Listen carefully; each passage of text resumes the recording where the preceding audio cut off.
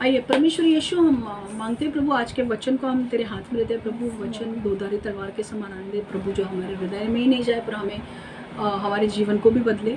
परमेश्वर मैं मांगती हूँ प्रभु, हमें ऐसा हृदय दे जो तेरे पीछे चलने का हो प्रभु, जो तेरे वचन सुनकर अपने आप को बदलने का हृदय दे प्रभु। हमारे अंदर कार्य कर प्रभु, हमें अनुग्रह दे कि हम अपने आप को बदल सके प्रभु। हमें सिर्फ वचन सुनने वाला नहीं पर वचन पर चलने वाला बनना है प्रभु। परमेश्वर हमारे जीवन में से वो सारी चीज़ें निकाल दे जो हम सही तरीके से नहीं कर रहे हैं प्रभु, और हमें अनुग्रह दे सही मार्ग पर चलने के लिए। आज जो भी वचन आने वाला है परमेश्वर, मैं मांगती हूँ प्रभु कि मुझे शब्द दे, मेरे मुख से तू बात कर प्रभु, और जो तू चाहता है वही मैं प्रीच करूँ प्रभु। यीशु के नाम से मैं प्रार्थना करती हूँ, आमेन आमेन आमेन। आज जो वचन है मैंने बहुत फास्ट तैयार किया है, ओके, बट फिर भी हम करने वाले हैं, ठीक है। रेडी है? मैं वचन आपको बताने वाली हूँ। 1 इतिहास 21। शैतान इजराइल के लोगों के विरुद्ध था। पहले वचन से हम स्टार्ट करेंगे, पढ़ना मैं शुरू कर रही हूँ, ठीक है। 1 इतिहास 21, 1 क्रॉनिकल्स 21:1। शैतान इजराइल के लोगों के विरुद्ध था। उसने दाऊद को इजराइल के लोगों को गिनने का प्रोत्साहन दिया। इसलिए दाऊद ने अय्यूब और लोगों के प्रमुख से कहा, जाओ और इजराइल के सभी लोगों की गणना करो। बर्शिबा नगर से लेकर लगातार दान नगर तक देश के हर व्यक्ति को गिनो, तब मुझे बताओ। इससे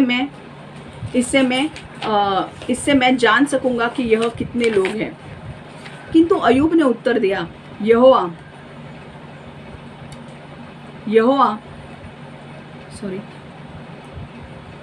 किंतु अय्यूब ने उत्तर दिया, यहोवा अपने राष्ट्र को 100 गुना विशाल बनाए। महामहिम इजराइल के सभी लोग तेरे सेवक हैं। मेरे स्वामी यहोवा और राजा, आप यह कार्य क्यों करना चाहते हैं? आप इजराइल के सभी लोगों को पाप करने का अपराधी बनाएंगे। किंतु राजा दाऊद हट पकड़े था, और योआब को वह करना पड़ा जो राजा ने कहा। इसलिए योआब गया और पूरे इजराइल देश में गणना करता हुआ घूमता रहा। तब योआब यरूशलेम लौटा और दाऊद को बताया कि कितने आदमी थे।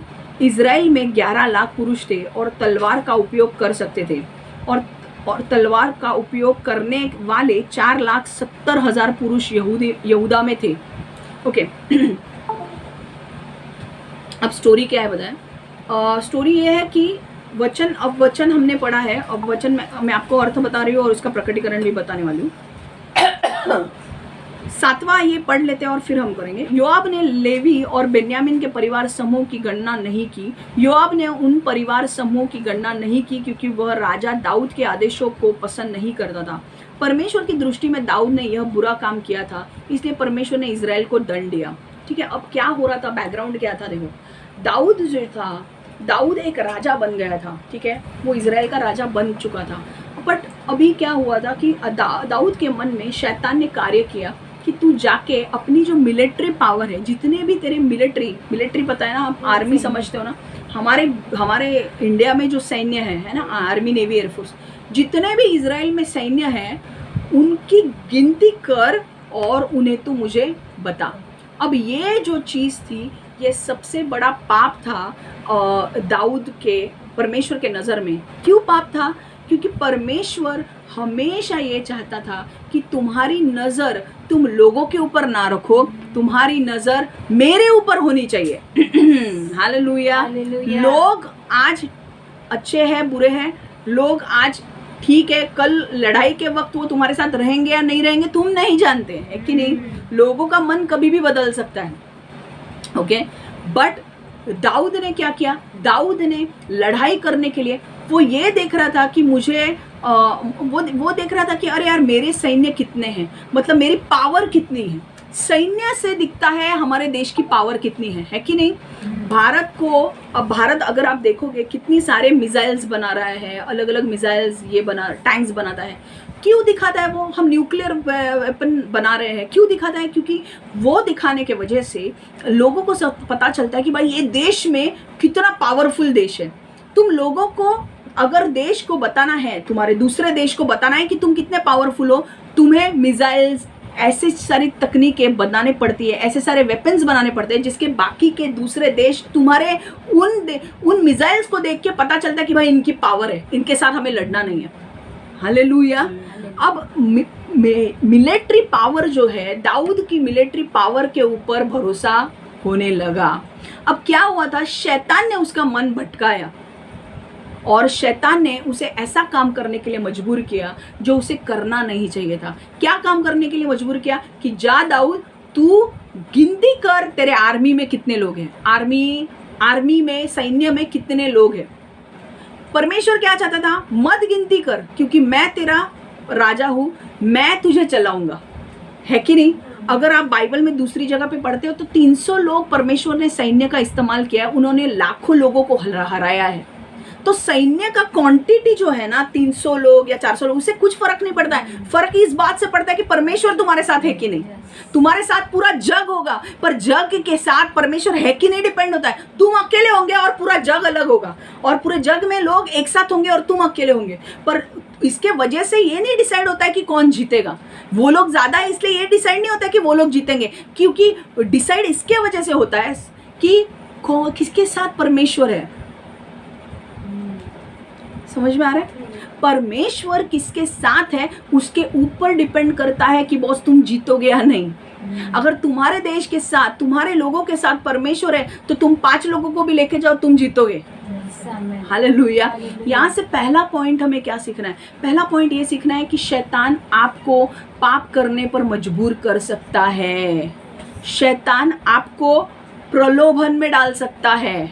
ओके, पहला पॉइंट क्या है, शैतान आपको प्रलोभन में डाल सकता है। Satan will tempt you to do something foolish. Satan will tempt you to do something foolish. पर शैतान आपको प्रलोभन में डाल सकता है कुछ मूर्ख चीजें करने के लिए। ओके, आपको पता है गिनती करना, यहूदी लोगों में ऐसा रूल था कि जब गिनती करते थे सैन्य की, तो सैन्य की गिनती कोई राजा नहीं करता था, सैन्य की गिनती हमेशा परमेश्वर करता था। परमेश्वर राजाओं को बोलता था कि भाई इस देश में, इजराइल के राजा को बोलता था कि जाके गिनती कर और मुझे बता कितने लोग हैं। राजा कभी गिनती नहीं करता था, क्योंकि जब तुम गिनती करते थे परमेश्वर उसके लिए एक सैक्रिफाइस मांगता था, एक बलिदान मांगता था। और दाऊद ने क्या किया, दाऊद ने, शैतान ने उसके अंदर डाला, उसने ये नहीं सोचा कि अरे यार ये कोई राजा नहीं करता है, ये परमेश्वर मांगता है, और परमेश्वर ने बोला होता इजराइल की गिनती कर तो ठीक होता। पर दाऊद ने क्या किया, अपने मन से किया। क्यों? क्योंकि उसे किसने प्रलोभन में डाला, शैतान ने। और शैतान ने प्रलोभन में डाल के क्या बोला कि तू जा और गिनती कर। और उसने क्या किया, एक बड़ी गलती की कि गिनती कर तो ली, पर उसने उसके लिए सैक्रिफाइस नहीं दिया, बलिदान नहीं दिया। परमेश्वर ने हमेशा चाहता था कि जब भी तुम काउंटिंग करते हो तो इतने लोगों की जान मैंने बख्श दी है, उसके लिए तुम बलिदान दो, है कि नहीं। तुम्हारे मिलिट्री पावर के ऊपर मेरी नजर है, मैंने उनको अभी तक जिंदा रखा है, मैंने हर बार उनको जीत दिलाई है, तो इसके बदले तुम मुझे बलिदान दो खुशी से। पर दाऊद ने क्या किया, दाऊद ने अपने हाथ में सारा कुछ ले लिया, जो उसको करना नहीं चाहिए था। वो काम किसका था, काउंटिंग का, परमेश्वर का। शैतान ने क्या उसके मन में डाला दाऊद को, तू कर काउंट। अरे काउंट किया तो किया, पर क्या तूने बलिदान दिया, बलिदान नहीं दिया। तो परमेश्वर के जो दिए हुए नियम है उसको तूने फॉलो किया, क्या नहीं किया। क्या तुझे बलिदान देना चाहिए था तो परमेश्वर का गुस्सा एक तो कम हो जाता, है कि नहीं, उसने नहीं दिया। यहाँ पर समझने वाली बात है कि शैतान आपको प्रलोभन में डाल सकता है कुछ मूर्ख चीजें करने के लिए। ओके, तो हमेशा ध्यान में रखो कि भाई जब शैतान आपके अंदर विचार डालता है तो पहली चीज आपको जाननी जरूरी है कि क्या ये शैतान जो बोल रहा है, क्या ये वचन में है। क्या दाऊद को पता था कि ये राजा नहीं करता है, ये परमेश्वर की ओर से होता है, फिर भी दाऊद को क्या हुआ, घमंड आया कि मुझे सैन्य गिनना चाहिए। क्यों सैन्य गिनना चाहिए बाबा तुझे, तेरा सैन्य कौन है, तेरी जीत परमेश्वर के ऊपर डिपेंड है, तेरे सैन्य के ऊपर नहीं। हालेलुया। हमारे सैन्य में हम तुम मिसाइल लगाओ, ब्रह्मोस करो या ये लगाओ वो लगाओ, उसके ऊपर डिपेंड नहीं है। तुम्हारी जीत, भारत देश की जीत किसके ऊपर डिपेंड है, परमेश्वर के ऊपर डिपेंड है। अगर परमेश्वर हमारे साथ है ना तो बाकी के देश कितने भी बड़े न्यूक्लियर वेपन रखे, अगर परमेश्वर हमारे साथ है तो परमेश्वर उनके, जब वो लोग लॉन्च भी करेंगे ना, हमारे खिलाफ अटैक, तो उनके रॉकेट में कुछ तो खराबी आएगी और वो रॉकेट हमारे इधर गिरेगा ही नहीं। समझ में आ रहा है? हम वो लोग रॉकेट बना रहे हैं, वो लोग ये बना रहे हैं, वो लोग वो बना रहे हैं, ये बहुत बड़ी बात है तुम जो बोल रहे हो। अगर परमेश्वर तुम्हारे साथ है, गिडियन के साथ जब परमेश्वर था, उसने 300 लोगों को लेकर लाख लोगों को मारा था। सिर्फ 300 लोगों को लेकर उसने लाख लोगों को मारा था। 300 का और लाख लोग का, कौन था उनके साथ? परमेश्वर उनके साथ था। इसीलिए उन्होंने इतनी बड़ी मिलिट्री को हराया जो दूसरे इसकी थी,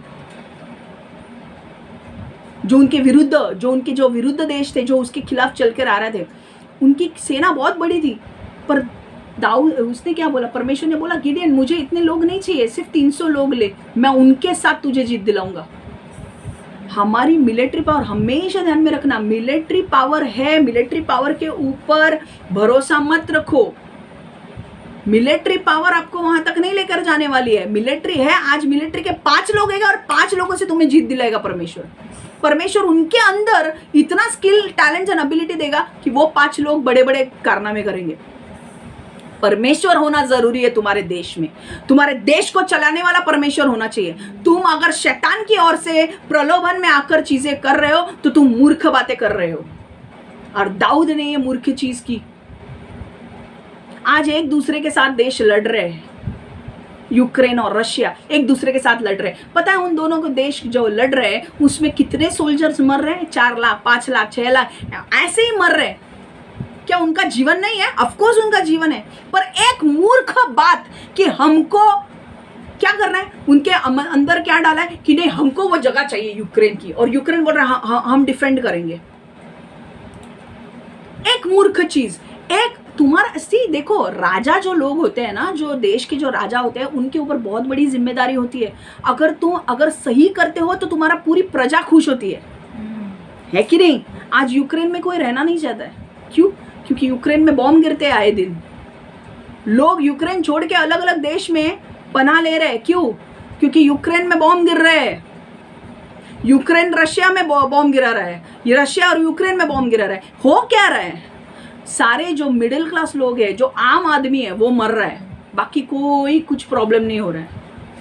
और ये क्यों हो रहा है? ये इसलिए हो रहा है क्योंकि 2 बेवकूफ लोग लड़ रहे हैं। 2 बेवकूफ लोग शैतान की बातों में आकर लड़ रहे हैं। समझ में आ रहा है?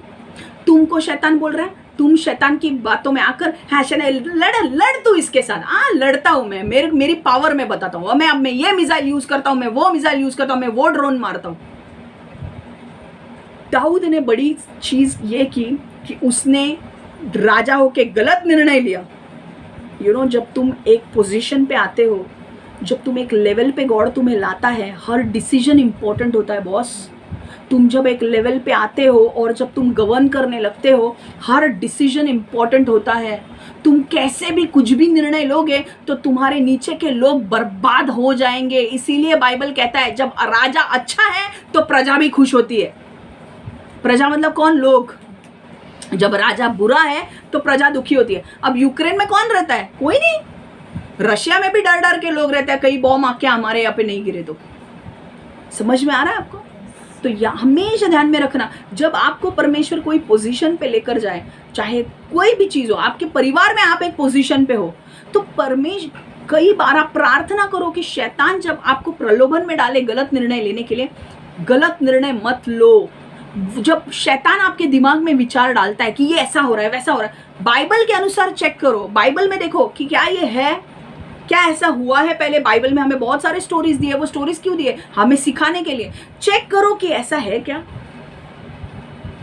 और अगर ऐसा है तो बाइबल पढ़ना जरूरी है ताकि आपको समझे। अगर बाइबल ही नहीं पढ़ते तो आपको रेफरेंस कैसे मिलेगा? और अगर ऐसा है तो टेम्प्ट, जब प्रलोभन आएगा आपके जीवन में, शैतान आपको बोलेगा ये गलत काम कर, ये गलत काम कर, आप मत करो वो चीज। समझ में आ रहा है? दाऊद ने, देखो अब आगे हम पढ़ेंगे क्या दाऊद ने जब एक गलती की, उस एक गलती की सजा कितने लोगों को भुगतनी पड़ी, हम पढ़ेंगे। अब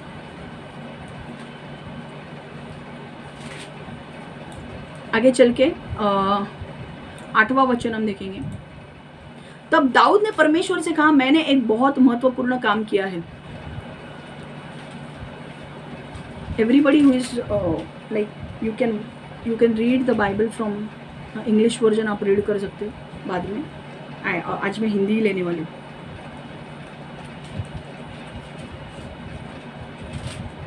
ओके मैं एक हिंदी में पढ़ रही हूँ और बाद में इंग्लिश में पढ़ रही हूँ. Satan rose up against Israel and incited David to take census of Israel. So David said to Joab and the commanders of the troops, go and count the Israelites from Beersheba to Dan. Then report back to me so that I may know how many there are. But Joab replied, may the Lord multiply his troops 100 times over. My lord the king, are they not all my lord's subjects? Why does my lord want to do this? Why should he bring guilt on Israel? Then the king's word, however, overruled Joab. So Joab left and went throughout Israel and then came back to Jerusalem. Joab reported the number of the fighting men to David. In all Israel, there were 1,100,000 men who handled the sword, including 470,000 in Judah. But Joab did not include Levi and Benjamin in the numbering because the king's command was repulsive to him. This command was also evil in the sight of God, so he punished Israel. Then David said to God, I have sinned greatly by doing this. Now I beg you to take away the guilt of your servant. I have done a very foolish thing. अब देखो 8वां वचन से हम पढ़ेंगे. तब दाऊद ने परमेश्वर से कहा, मैंने एक बहुत मूर्खतापूर्ण काम किया है. मैंने इजराइल के लोगों की गणना करके बुरा पाप किया है. अब मैं प्रार्थना करता हूँ कि तू इस सेवक के पापों को क्षमा कर दे. गाद दाऊद का एक दुष्ट था. ही वॉज अ सीयर मतलब मैं बताती हूँ बाद में. गाद दाऊद का एक दुष्ट था. यहोवा ने गाद से कहा, जाओ और दाऊद से कहो, यहोवा जो कहता है वह यह है, मैं तुमको 3 विकल्प दे रहा हूँ, तुम उसमें से एक चुनना है और तब मैं तुम्हें इस प्रकार दंडित करूँगा जिसे तुम चुन लोगे. तब गाद दाऊद के पास गया और गाद ने दाऊद से कहा, यहोवा कहता है, दाऊद जो दंड चाहता है उसे चुनो. पर्याप्त अन्न के बिना 3 वर्ष या तुम्हारा पीछा करने वाला तलवार का उपयोग करते हुए शत्रुओं से 3 महीने तक भागना, या यहोवा से 3 दिन का दंड. पूरे देश में भयंकर महामारी फैलेगी और यहोवा का दूत लोगों को नष्ट करता हुआ पूरे देश में जाएगा. परमेश्वर ने मुझे भेजा है. अब तुम्हें निर्णय करना है कि उसको कौन सा उत्तर दूं. दाऊद ने गाद से कहा, मैं विपत्ति में हूँ. मैं नहीं चाहता कि कोई व्यक्ति मेरे दंड का निश्चय करे. यहोवा बहुत दयालु है, अतः यहोवा को ही निर्णय करने दो कि मुझे कैसे दंड दे. अतः यहोवा ने इज़राइल में भयंकर महामारी भेजी और 70,000 लोग मारे गए. ठीक है, देखो अब क्या हुआ. दूसरा पॉइंट हो क्या रहा था. ठीक है, तो वापस मैं ये पढ़ रही हूँ और देन इंग्लिश में पढ़ रही हूँ. The lord said to Gad, David seer, go and tell David, this is what the Lord says, I am giving you 3 options, choose one of them for me to carry out against you. So Gad went to David and said to him, this is what the Lord says, take your choice, 3 years of famine, 3 months of being swept away before your enemies with their swords overtaking you, or 3 days of the sword of the Lord, days of plague in the land with the angel of the Lord ravaging every part of Israel. Now then decide how I should answer the one who sent me. David said to Gad, I am in deep distress. Let me fall into the hands of the Lord, for his mercy is very great, but do not let me fall into human hands. Okay. अब दाऊद ने गाद से कहा, मैं विपत्ति में हूँ. मैं नहीं चाहता कि कोई व्यक्ति मेरे दंड का निश्चय करे. यहोवा बहुत दयालु है, अतः यहोवा को ही निर्णय करने दो कि मुझे कैसा दंड दे. हालेलुया. अब देखो क्या हुआ. ये जब परमेश्वर को पता चला कि दाऊद ने ये पाप किया, तो परमेश्वर का न्याय दाऊद के ऊपर आ गया. और परमेश्वर ने अपने भविष्यवक्ता को, गाद करके उसका नाम था, भविष्यवक्ता को दाऊद के पास भेजा और दाऊद को बोला, दाऊद तूने जो काम किया है वो गलत काम किया है. परमेश्वर के नज़र में तुझे काउंट नहीं करना चाहिए था. भले काउंट किया तो किया, पर तूने बलिदान भी नहीं दिया. तो ये परमेश्वर के नज़र में एक बहुत बड़ा पाप है और इसकी सज़ा तुझे मिलेगी. अब सज़ा क्या है. सज़ा ये है कि 3 साल का भयंकर ये आएगी, भूखमरी आएगी.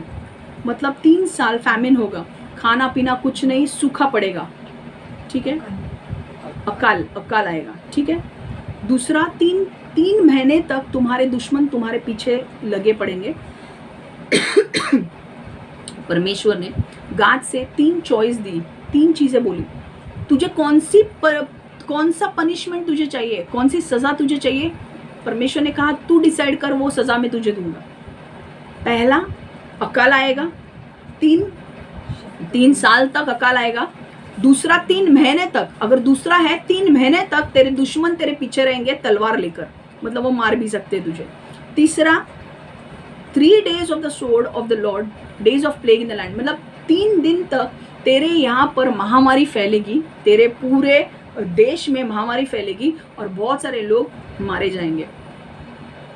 अब दाऊद कहता है कि परमेश्वर मुझे किसी मेरे दुश्मन के हाथ में मत नहीं जाना है, अगर मुझे मुझे किसी की सजा लेनी भी है तो मुझे तेरे साथ रहना, जो तू चाहता है वही मेरे जीवन में होने दे, और मुझे तुझसे मेरे दुश्मन के हाथ में नहीं जाना है। समझ में आ रहा है? क्योंकि दुश्मन दया करेगा नहीं करेगा, पर जब मैं परमेश्वर के साथ रहूंगा तो परमेश्वर मेरे ऊपर दया भी कर सकता है कि नहीं।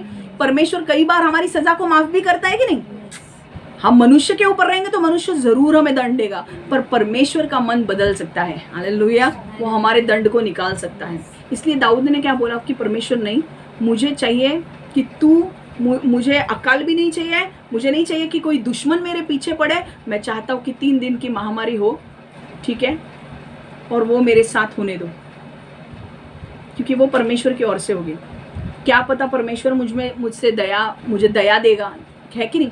महामारी मतलब क्या, कोविड कैसे हुआ था हमारे यहाँ पे, कितने लोग मारे गए थे, वैसी महामारी, प्लेग होके एक दूसरे को होगा, प्लेग मतलब महामारी होगी, एक संक्रमण जैसे और वो इन्फेक्शन होके वो लोग मर जाएंगे।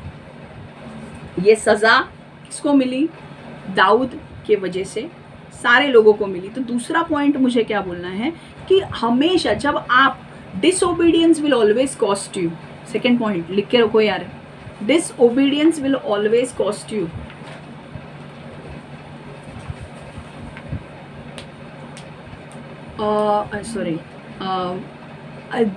आज्ञाकारी न रहना आपको संकट में डाल सकता है।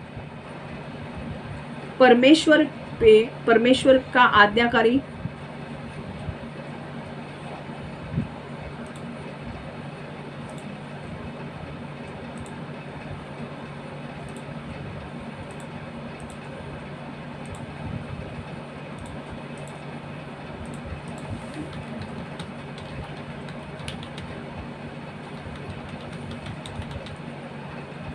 अवज्ञा आपको महंगी पड़ेगी, अवज्ञा आपको महंगी पड़ेगी। अवज्ञा मतलब क्या? आज्ञाकारी न रहना, ओबीडियंट न रहना। Disobedience will cost you. आज्ञाकारी मतलब परमेश्वर की बात न मानना आपको महंगी पड़ेगी। आप ये ऐसा पॉइंट लिख सकते हो, परमेश्वर की बात न मानना आपको महंगा पड़ सकता है।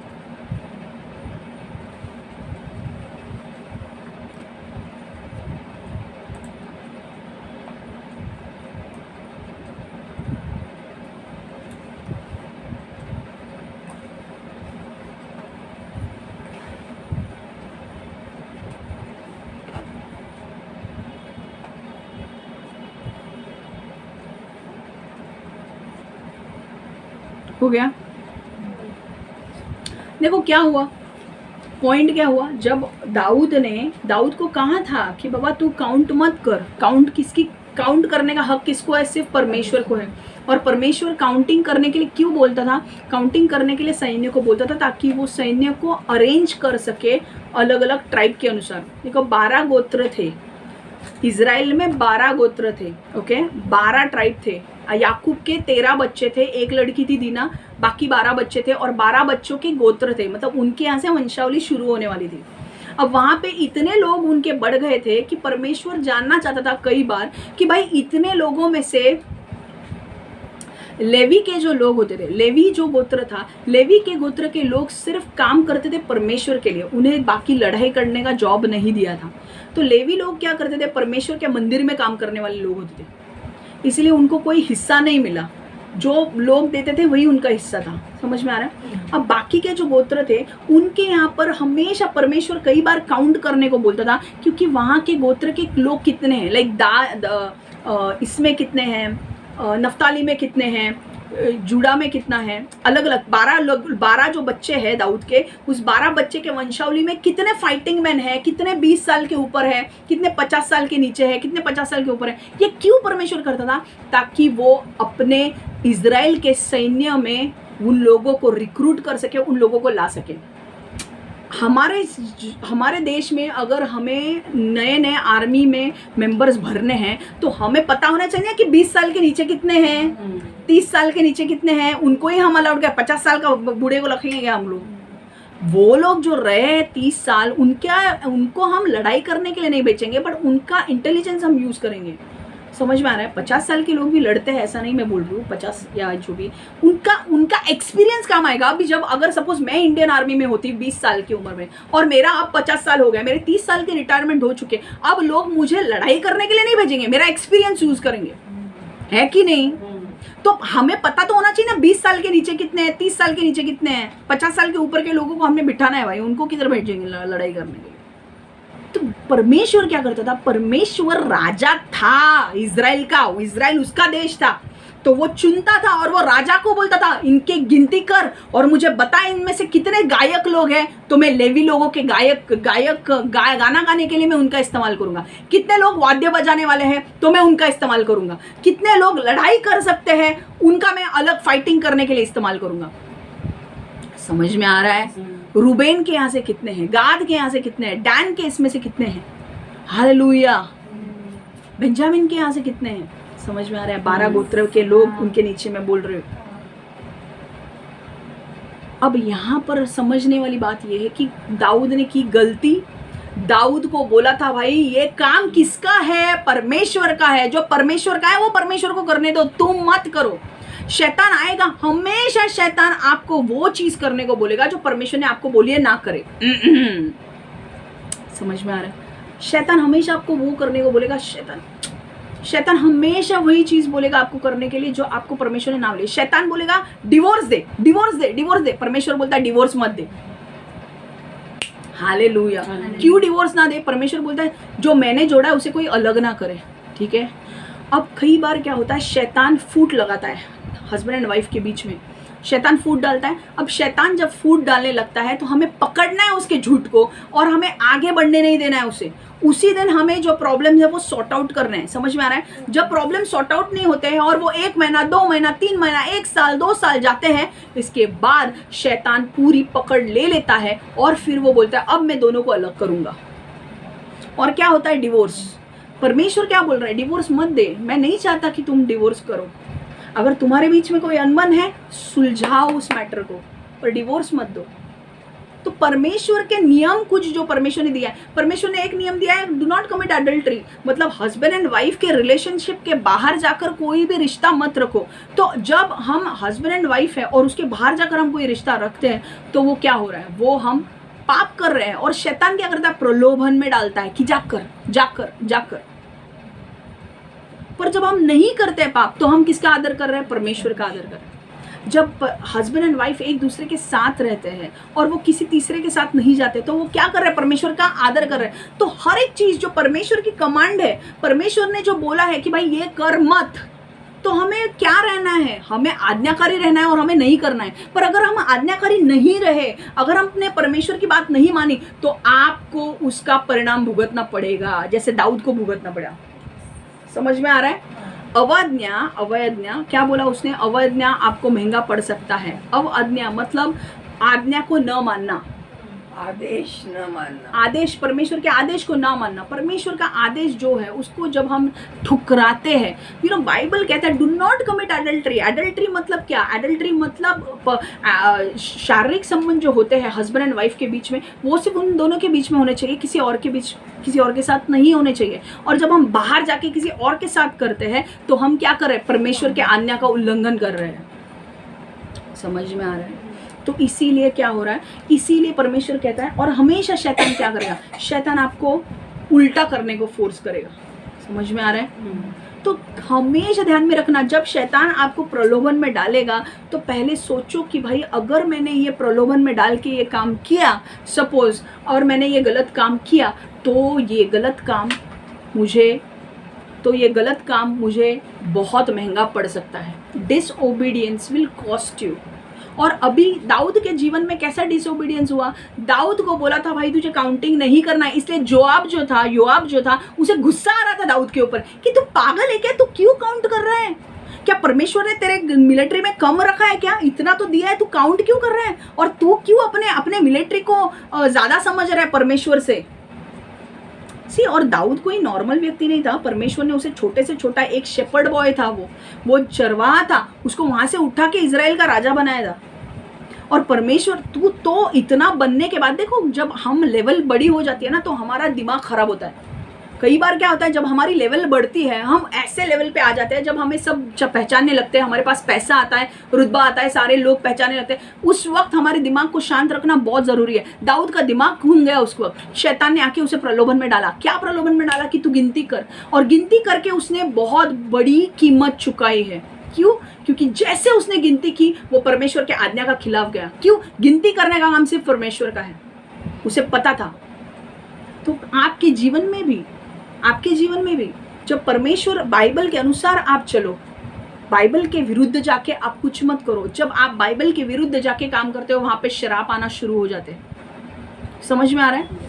जब भी शैतान आएगा आपको प्रलोभन में डालेगा, पर आप परमेश्वर की उपस्थिति में रहो, वही आपको बचाने वाला है और कोई नहीं बचा सकता आपको।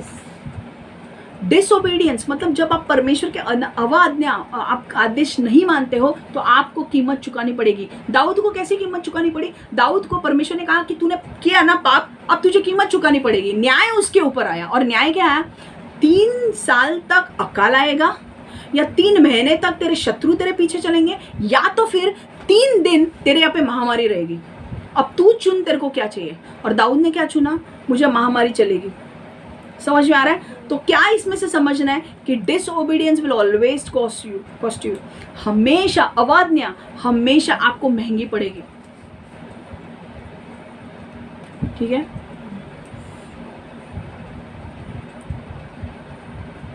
देखो, अतः यहोवा ने इजराइल, 14वां वचन हम पढ़ेंगे। अतः यहोवा ने इजराइल में भयंकर महामारी भेजी और 70,000 लोग मारे गए।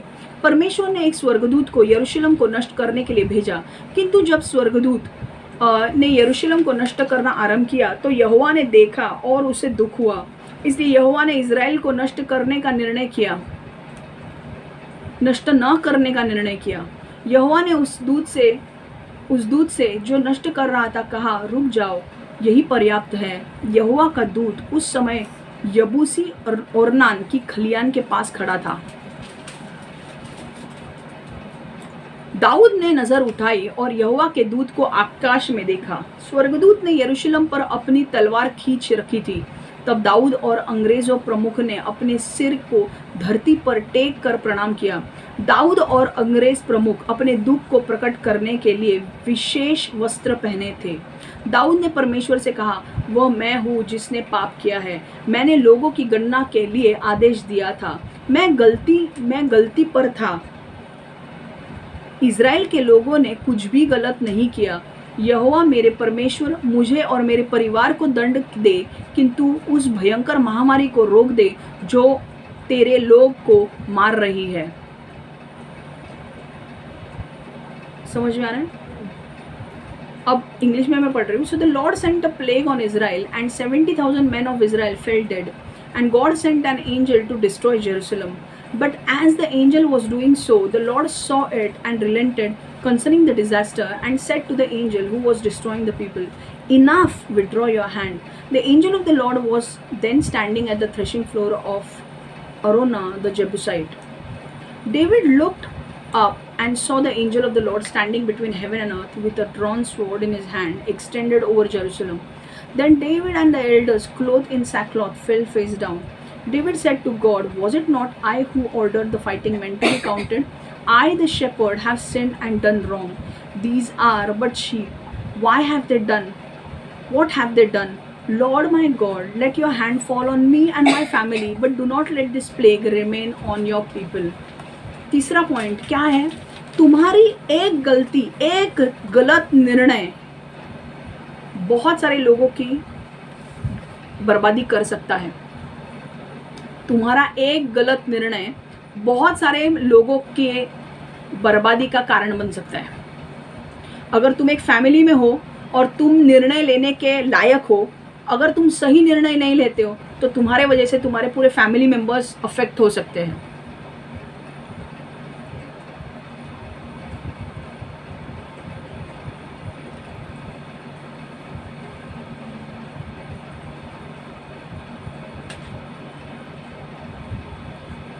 तुम्हारा एक गलत निर्णय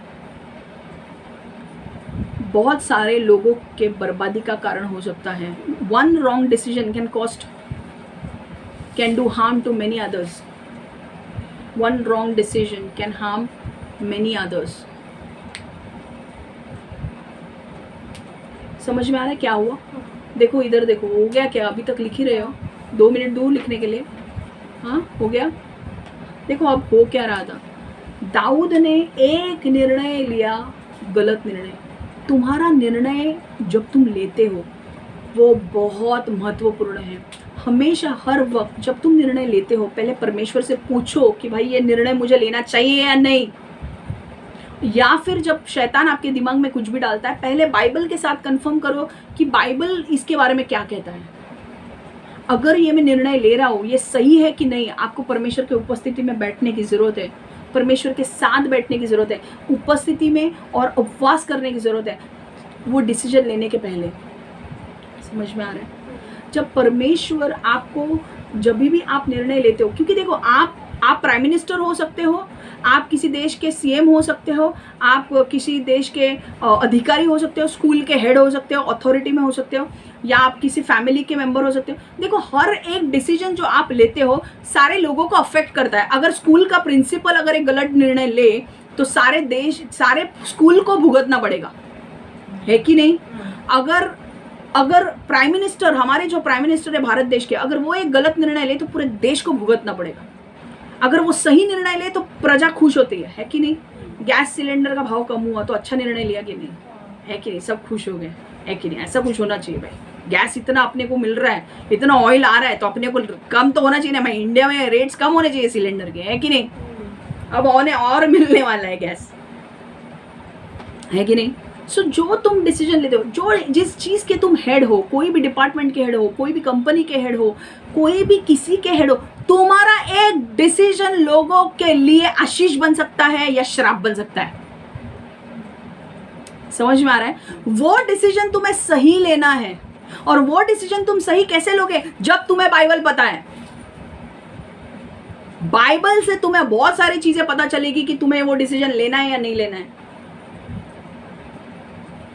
कोई तुम्हें भड़का रहा है। सी कई बार क्या होता है मेरे, हम जो होते हैं ना, हमारे पास शैतान डायरेक्टली नहीं आता है। ओके अगर मुझे कोई डिसीजन लेना है या मुझे कुछ करना है, शैतान डायरेक्टली नहीं आएगा, शैतान किसी के द्वारा आएगा। समझ में आ रहा है?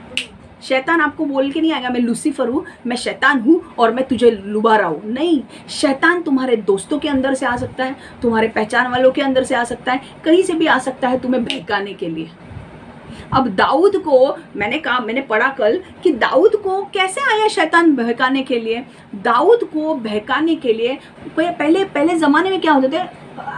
काउंसिलर्स होते थे। काउंसिलर मतलब सलाह देने वाले होते थे, सलाहकार होते थे। तो दाऊद क्या करता था? अपने सलाहकारों से मशवरा लेता था कि भाई मुझे ये करना चाहिए या नहीं। अगर इथोपियल करके एक व्यक्ति था, वो इतना बेवकूफ़ था कि उसने गलत ये दिया था, उसको सजेशन दिया था, वो हम कभी बाद में देखेंगे, ठीक है? बट परमेश्वर ने उसके भी डिसीजंस को ये किया, हम कभी बाद में वो स्टोरी सुनेंगे। बट वो जो था, दाऊद जो था, उसको डिसीजन लेना था, होता था अपने देश के लिए, तो वो सलाहकारों से पूछता था कि मुझे क्या करना चाहिए, मुझे क्या करना चाहिए, मुझे क्या, तुम बताओ तुम। अरे भाई वो सलाहकार अगर परमेश्वर की ओर से है तो ठीक है, उनके अंदर शैतान आकर तुम्हें सलाह दे रहा है तो तुम्हारी तो बैंड बज गई। वो सलाह सुन के अगर तुम काम करोगे और तुम एक गलत निर्णय लोगे तो तुम्हारी तो बैंड बजेगी। उसका कुछ होने वाला नहीं है जो तुम्हें सलाह दे रहा है, क्योंकि वो उसका इस्तेमाल कर रहा है। तुम्हारे फ्रेंड को तुम्हें सपोज एक गाड़ी अच्छी लगती है, ओके, और तुम्हें वो गाड़ी लेनी है और तुम्हारे दोस्त को पता चलता है कि तुम वो गाड़ी लेने वाले हो, पर शैतान को वो गाड़ी तू ले रही है वो पसंद नहीं है। अब शैतान क्या करेगा, तुम्हारे दोस्त के अंदर किसी को भेजेगा और तुम्हारे दोस्त के द्वारा तुम्हें बोलेगा कि अरे यार तू ये एसयूवी ले रही है, ये एसयूवी गंदी है, तू ये मत ले। क्यों? क्योंकि शैतान, वो कौन बोल रहा है, वो उसकी दोस्त नहीं बोल रहा है, तेरी रंजना की दोस्त नहीं बोल रही है। रंजना के अंदर, दोस्त के अंदर कौन आया है, लूसीफर आया और वो बात कर रहा है। अब रंजना क्या करती है, रंजना बोलती है अरे मेरी दोस्त तो बोल रही है ये गाड़ी गलत है, ये एसयूवी नहीं लेनी चाहिए, जबकि एक्चुअली उस गाड़ी का रिकॉर्ड बहुत अच्छा है, पर मेरी दोस्त बोल रही है इसलिए मैं नहीं ले रही हूँ। अब क्या हो रहा है, शैतान उसके अंदर आकर काम कर रहा है। तुम्हें पकड़ने आना चाहिए कि भाई शैतान की स्ट्रैटेजीज क्या है और तुम कैसे पकड़ोगे, जब तुम परमेश्वर की उपस्थिति में बैठोगे। अब वो जब आएगा शैतान, तुम बोलोगे हाँ अरे यार तुम्हारी दोस्त बोल रही है तो मुझे एसयूवी नहीं लेनी चाहिए। अब तुम एसयूवी नहीं लोगे, तुम कोई दूसरी गाड़ी लोगे, अगर एक्सीडेंट हो गया तो उसमें एयरबैग्स नहीं होंगे, तुम मर जाओगे। समझ में आ रहा है? तो इम्पोर्टेंट क्या है, कौन तुम्हें इन्फ्लुएंस कर रहा है वो देखो, दिमाग लगाओ अपना। Just because you want to take a decision, don't take decision randomly, हाँ मुझे ये करना है, डोंट, अरे थोड़ा सोचना, दिमाग पे जोर डालो, मुझे करना है या नहीं करना है। अगर मैं ये करती हूँ या करता हूँ तो उसके कॉन्सिक्वेंसेस क्या होने वाले हैं। एक गलत डिसीजन बहुत सारे लोगों की लाइफ कॉस्ट करने वाला है। दाऊद ने एक गलत डिसीजन लिया कि मैं गिनती करता हूँ, गिनती करने का डिसीजन कितने मिनट में लिया होगा, 1 मिनट में लिया होगा उसने, पर तुमको पता है उसके वजह से क्या हुआ, परमेश्वर ने महामारी लाई, उसके यहाँ पे 70,000 लोग मारे गए। 70,000 लोग एक देश में, आप सोचो एक देश में 70,000 लोगों की बॉडी है, इतने लोग मारे गए, एक डिसीजन रॉन्ग गया। समझ में आ रहा है? तुम्हारा एक गलत डिसीजन तुम्हें बहुत सारे प्रॉब्लम्स में डाल सकता है। स्पेशली अगर तुम्हें निर्णय नहीं लेने जम रहा है तो तुम परमेश्वर से पूछो, परमेश्वर मैं क्या करूं, ले। कई बार अगर तुम्हें आंसर नहीं मिल रहा है कि मैं क्या करूं क्या नहीं, रुको, परमेश्वर से पूछो। कई बार परमेश्वर तुरंत उत्तर नहीं देगा, रुको, जब तक उत्तर नहीं मिलता है रुको। कोई टॉम टिक हैरी तुम्हें आकर बताता है कि तुम्हें ये करना चाहिए वो करना चाहिए, जरूरी नहीं है। कई बार उनके द्वारा पवित्र आत्मा भी बात कर सकता है, बट कई बार शैतान भी उसका इस्तेमाल कर सकता है। तो आपको सोचना है कि मुझे परमेश्वर तू बता, और वो कैसे करोगे, बाइबल पढ़ के। वो कैसे करोगे, अगर तुम्हें नहीं समझ में आ रहा है तो किसी ऐसे व्यक्ति से बात करो जो परमेश्वर के अधीन रहता है, परमेश्वर में चलता है और जिसे बाइबल का नॉलेज है। वो तुम्हें बताएगा कि ये डिसीजन शैतान की ओर से या परमेश्वर की ओर से। समझ में आ रहा है? क्योंकि दाऊद ने जो मूर्खता भरी बात की, योआब ने बोला भी कि भाई कई बार तुम्हें दूसरे लोग भी बोलेंगे कि ये मत कर, पर दिमाग खराब हो गया था दाऊद का। योआब की बात नहीं सुनी, जो उसका मिलिट्री कमांडर था, उसकी बात नहीं सुनी, उसने शैतान की बात सुनी। उसने क्या किया, खत्म किया। उसने सेंसस किया, उसने लोगों की गिनती की, और 70,000 लोग जिनकी कोई गलती नहीं थी, तुम्हारे वजह से कई बार जिन लोगों की गलती भी नहीं है वो मारे जाते हैं। 70,000 लोग बलि पे चढ़ गए। दो एनी टॉम डिक हैरी आता है और तुमको तुम्हारे मन में डालता है, who gave them the permission to talk to you like that? किसने तुम्हें, कोई भी आके तुम्हें, अगर ऐसे लोग हैं जो तुम्हें आकर भड़का रहे हैं, किसी के बारे में बोल रहे हैं, भड़का रहे हैं, तो जानो वो स्पिरिट क्या है। डिसर्नमेंट हमने सीखा था ना कि कौन से स्पिरिट काम कर रहे हैं, वो डिसर्नमेंट रखो अपने अंदर।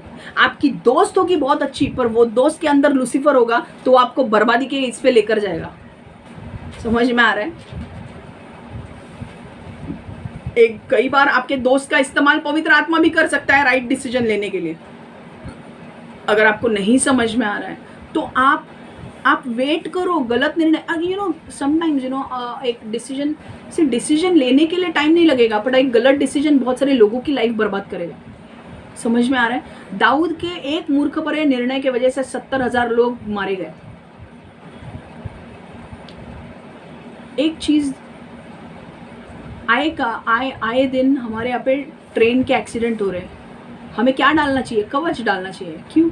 उससे हमें पता चलता है कि सामने वाली गाड़ी दूसरे टी कास्ट या ऐसे सिस्टम हैं जहाँ पे हमें सामने से अगर गाड़ी आ रही है तो हमें पता चलता है कि वो गाड़ी आ रही है।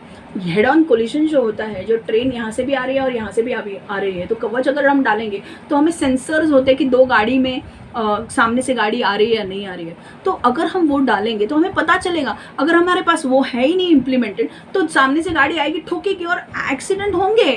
तो हमें बेवकूफ़ भरे डिसीजन नहीं, हमें ऐसे डिसीजंस लेने हैं जो हमारे भारत देश के हित में हैं। समझ में आ रहा है? क्योंकि one wrong decision will cost you. Dawood ने एक बड़ी गलती की और आपके जीवन में मुझे क्या करना और क्या नहीं, परमेश्वर से घुटने पे जाके मांगो, पूछो परमेश्वर से कि मुझे ये करना है या नहीं करना है, मुझे इससे शादी करनी या नहीं करनी है, मुझे इसके साथ शादी करनी है। आपका जो हस्बैंड है, आजकल लोग अपने हस्बैंड को छोड़कर, अपने वाइफ को छोड़कर दूसरों के साथ जाते हैं। For what? गलत है ये, बट ये गलत है। तो मुझे यहाँ पे जाना है या नहीं जाना है पूछना चाहिए। This is a wrong decision ना। आपकी एक गलती की वजह से बहुत सारे लोग सफ़र कर सकते हैं। सो इमेजिन, आप हमेशा आने वाले दिनों में ध्यान रखना कि जब भी आप कोई निर्णय ले, पहले परमेश्वर से पूछे, प्रार्थना में जाए, अगर उपवास करे। अगर आपको लगता है कि नहीं, मुझे नहीं समझ में आ रहा है, डोंट टेक एनी डिसीजन। कई बार आप गुस्से में आके ऐसे निर्णय ले लेते हो जो निर्णय आपके लिए भारी पड़ेंगे आगे चल के। Don't make permanent decisions for temporary problems. कई बार क्या होता है, हमारे जीवन में प्रॉब्लम्स जो आते हैं ना, वो टेम्पररी आते हैं, थोड़े टाइम के लिए आते हैं। पर थोड़े टाइम के प्रॉब्लम्स के लिए हम परमानेंट निर्णय ले लेते हैं कि भाई मुझे तेरे साथ रहना ही नहीं है। अभी थोड़े टाइम के लिए है वो प्रॉब्लम, पर रहना ही नहीं है हमेशा। और मैं वापस एक बोलना चाहती हूँ कि don't give devil the foothold. Okay, शैतान को आपके जीवन में काम करने का हक मत दो। लोगों को परखना सीखो कि भाई मेरे से कौन बात कर रहा है, मेरे से कौन बात कर रहा है, क्या मुझे लोग सलाह दे रहे हैं वो परमेश्वर की ओर से है या शैतान की ओर से है।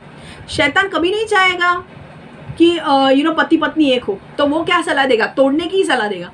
पर जो लोग तुम्हें जोड़ने, पति पत्नी को जोड़ने की बात करते हैं, उनकी सलाह सुनो, क्योंकि वो राइट दे रहे हैं। समझ में आ रहा है? तोड़ने की अगर बात कर रहा है पति पत्नी को, तो वो सलाह शैतान की ओर से, क्योंकि परमेश्वर ने बोला है मैंने जिसे ज्वाइन किया है उसे कोई अलग ना करे। तो अगर पति पत्नी को अलग कर रहे हैं लोग, उनके बारे में कुछ खुसफुस करके या गलत बता के, तो उनकी बात नहीं माननी है। समझ में आ रहा है? तो 3 पॉइंट हमने क्या सीखे। पहला क्या सीखा हमने कि शैतान आपको प्रलोभन में डाल सकता है कुछ मूर्खता भरी बातें करने के लिए। दूसरा, disobedience will cost you. Satan will tempt you to do something foolish. Disobedience will cost you, and one wrong decision can cost many lives. Okay?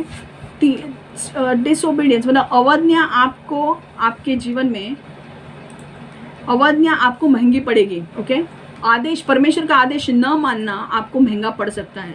तीसरा, अगर एक गलत निर्णय आप बहुत सारे लोगों के जीवन में बर्बादी ला सकता है। राइट है? आपके परिवार में आप अगर मुख्य व्यक्ति हो जहाँ पे आप डिसीजन लेते हो, और अगर आपने कोई गलत डिसीजन ले लिया, पूरा परिवार ये होगा। आपको एक उदाहरण देती हूँ मैं। एक व्यक्ति था, गुजराती था। गुजरात में बहुत सारा क्रेज़ है अमेरिका जाने का, कनाडा जाने का, अमेरिका जाने का। तो ये आदमी जो था, ये रियल स्टोरी है, उसे मन हुआ कि भाई हम अमेरिका जाएंगे। उसके पास पैसे नहीं थे, अपना कुछ बेच के उसने पैसे जमा किए और वो गया कनाडा। ओके, कनाडा जो बॉर्डर था वहाँ से क्रॉस करके वो यूएस जाने वाला था। अब वहाँ पे जो बॉर्डर, वहाँ पे बहुत ठंडी पड़ती है। और वहाँ पे ना ये डोंकी प्रोसेस उसे कहते हैं। कि डोंकी प्रोसेस मतलब क्या, सही तरीके से लीगली नहीं जाते हैं वो लोग अमेरिका। वो लोग गलत रास्ते, अलग अलग, ये यार बंद कर दे, बंद कर, मला फोन दे, परत येईल तिचा, बंद करतो। गलत लोग अमेरिका जाने के लिए लोग पागल होते हैं। अमेरिका जाना है, और सीधी तरीके से अमेरिका नहीं जाते। वो अमेरिका कैसे जाते हैं? गलत रास्ते को लेकर। डोंकी प्रोसेस मतलब डोंकी प्रोसेस मतलब सीधी तरीके से नहीं, इलीगली जाना है, अलग अलग देश से होकर जाना है ताकि ट्रैक ना कर सके लोग, ठीक है। और बॉर्डर के यहाँ पे कुछ बॉर्डर्स जो होते हैं वो ओपन होते हैं, तो वहाँ पे ट्रैक करने के लिए, क्योंकि वहाँ पे स्नो गिरा होता है या कुछ वहाँ पे स्नो पता है ना आपको, बर्फ, तो वहाँ पे वो गिरा होता है, तो वहाँ पे इसलिए लोग वहाँ पे ट्रैकिंग नहीं होता है वहाँ पे, तो कुछ लोग वो रास्ते से आना, कुछ लोगों का जो ये है अपना जो बॉर्डर्स है वो किसी जंगल से जुड़े होते हैं, तो वहाँ पे ट्रैकिंग ये नहीं हो सकता ना जंगल से, तो वहाँ से कुछ लोग आते हैं। तो क्या हो रहा था, ये आदमी अपने वाइफ को और 2 बच्चे को लेकर गया। अब जब ये आदमी गया तो वहाँ पर इतना स्नोफॉल हो रहा था, टोरंटो कनाडा में बहुत स्नोफॉल होता है। हम जैसे लोग यार ठंडी में रह नहीं सकते, क्योंकि हमको 24 टेम्परेचर ही हमको बहुत हो जाता है, 23, 20 तक गिरने लगता है, 15 तक आते हैं, हमारी फटने लगती है। वहाँ पर उसका टेम्परेचर माइनस में गया था, माइनस मतलब 0 डिग्री से माइनस, आप समझ रहे हो, 0 जैसे जैसे नीचे आता है ठंडी बढ़ने लगती है, तो 0 -45 डिग्री ऐसा कुछ टेम्परेचर होगा वहाँ पे। और ये लोग, वो एजेंट बोल रहा था अभी चलो, ये लोग गए, उसकी वाइफ और 2 बच्चे उसके साथ गए क्रॉस करने के लिए वो बॉर्डर। इतनी ठंडी कि उसके बच्चे, उसकी वाइफ और वो उधर ही ठंडी के मारे जम गए, वो लोग कुल्फी बन गए उनकी, और वो मर गए। एक रॉन्ग डिसीजन, एक गलत डिसीजन उन्होंने लिया कि मुझे अमेरिका जाना है, और वो भी अमेरिका जाना है तो जा बाबा, पर तू सीधी तरीके से जा, गलत रास्ते से मत होकर जा, गलत जगह से। कनाडा ऐसी प्लेस है, वहाँ पे इतना स्नोफॉल होता है, इतना बर्फ गिरता है वहाँ पे, और वहाँ पे इट्स नॉट हेल्दी। वहाँ पे ऑलरेडी अलर्ट इशू होते हैं कि भाई वहाँ पे मत निकलो बाहर, और ये लोग निकल रहे थे, वो लोग चल के जा रहे थे, इमेजिन वो चल के जा रहे थे, कार नहीं है, कुछ नहीं है गर्म रखने के लिए उनको, और वो लोग चल के जा रहे थे और वो मर गए। तो एक उसके पति का गलत रॉन्ग डिसीजन उसके सबको कॉस्ट किया, पूरी फैमिली बर्बाद हो गई, उसके घर वाले अब रो रहे हैं क्योंकि हमारा बेटा गुजर गया। क्या होता अगर वो अपने घर के यहाँ पे खलियान चलाता, खेती बाड़ी करता, तो कुछ होता क्या, उसकी फैमिली रहती ना। एक गलत डिसीजन, अमेरिका जाना है भाई, अमेरिका जाना है, जाओ, प्रॉब्लम नहीं है अमेरिका, पर सही तरीके से जाओ, गलत डोंकी प्रोसेस लेकर मत जाओ, this is wrong and it will cost you. समझ में आ रहा है? गलत तरीके से काम करोगे तो हमेशा महंगा पड़ेगा। सही तरीके से जाओगे, टाइम लगेगा सही तरीके से पहुंचने के लिए, बट बॉस पहुंचोगे जरूर और स्थिर भी रहोगे वहां पे। सही तरीके से जाओगे, H1B वीजा नहीं लगेगा भाई, 10 बार जाना पड़ेगा, हमको H1B वीजा चाहिए, 10 बार जा रहे हो, रिजेक्ट, बट तुम वेट कर रहे हो कि मैं डोंकी प्रोसेस नहीं लूंगा, मैं सही तरीके से जाऊंगा, फाइनली जाके 12वीं बार H1B वीजा यस क्लियर होता है, and then you go to US में जाके क्या और है, बस यूएस में अब गॉड तुम्हें ब्लेस करता है यूएस में, और पैसा तो पैसा सब देता है परमेश्वर तुम्हें, क्यों, और वहां पे टिकने के लिए भी तुम्हें ये देता है कि तुम टिकोगे अभी, क्यों, क्योंकि तुमने सही रास्ता लिया और वहां पे तुम पहुंचे हो। हालेलुया, समझा? तो गलत चीजें मत करो, डोंट अलाउ सेटन टू शैतान को प्रलोभन में डालने के लिए मत दो। समझो शैतान की चाल क्या है, और हमेशा ध्यान में रखो कि बॉस अगर शैतान आपके बीच में फूट डाल रहा है, पति पत्नी को अलग करने की कोशिश कर रहा है, तो कौन लोग ऐसे हैं जो गलत सलाह दे रहे हैं तुम्हें। अगर वो पति पत्नी को अलग करने की सलाह दे रहे हैं, उनकी सलाह मत मानो। जो लोग तुम्हें ऐसी सलाह दे रहे हैं कि नहीं पति पत्नी को साथ में रहना चाहिए और उनको साथ रहने के लिए जो करना है उनकी बात मानो, because they are from God. क्योंकि परमेश्वर का वचन क्या कहता है, जिसको मैंने जोड़ा उसे कोई अलग ना करे। समझ में आ रहा है? और ये मैं सिर्फ एक पति पत्नी का दे रही हूँ, बहुत सारे लोग डिवोर्स के लिए बोल रहे हैं, तो उनको डिवोर्स नहीं जाना है। तो ये सिर्फ मैं एक ये दे रही हूँ, पर आपको बाइबल पता होना चाहिए कि भाई बाइबल क्या उसके बारे में बोल रहा है। अगर बाइबल ये बोल रहा है तो हमको उस हिसाब से डिसीजंस लेने हैं। जस्ट बिकॉज वो कोई है और वो तुमको आके बोल रहा है, कोई आके बोल रहा है भाई कितना भी बड़ा होने दो, तुम कितने भी बड़े होने दो रुतबे में, तुमको 1000 चीज का नॉलेज होने दो, बाइबल को स्टैंडर्ड बनाओ अपना। समझ में आ रहा है? बड़े बड़े लोग आकर तुम्हें बोलेंगे यार तू ऐसा कर, बॉस तू तेरे लाइफ में तू बोल रहा है ठीक है, बट मेरा स्टैंडर्ड बाइबल है, मैं बाइबल के अनुसार चलूंगा, क्योंकि उनके अंदर से शैतान भी आ सकता है। समझ में आ रहा है? तो बाइबल को स्टैंडर्ड बनाओ, बाइबल पढ़ो, बाइबल को अपना स्टैंडर्ड बनाओ, जितना होता है उतना पढ़ो, पर बाइबल को अपना स्टैंडर्ड बनाओ कि बॉस मैं बाइबल के अनुसार चलूंगा। हालेलुया। तब शैतान आपको गिरा नहीं पाएगा। आमेन। आइए हम प्रार्थना करें। परमेश्वर यीशु, हम मांगते हैं प्रभु, हर एक को ब्लेस कर, हर एक को आशीर्वादित कर। जितने भी हमने चीज़ें सीखी है प्रभु, आज हमने सीखा है कि एक गलत निर्णय सारे बहुत सारे लोगों की जीवन बर्बाद कर सकता है। परमेश्वर हमें सही निर्णय लेने के लिए मदद कर। परमेश्वर तूने हमें कहा है कि शैतान हमें प्रलोभन में डाल सकता है मूर्खता भरी चीज़ें करने के लिए। परमेश्वर हमें मदद करके हम शैतान के प्रलोभन में ना फंसे। दूसरा, अवज्ञा हमें महंगी पड़ सकती है। परमेश्वर हमें मदद कर, हमें तेरे मार्ग पर चलने के लिए।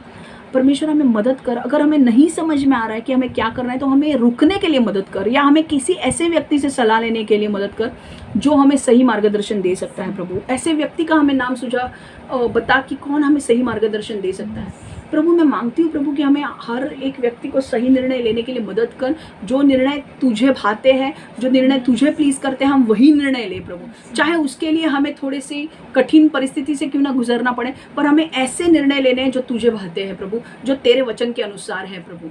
यीशु के नाम से हम मांगते हैं। Amen, amen, amen. God bless you all. Take care.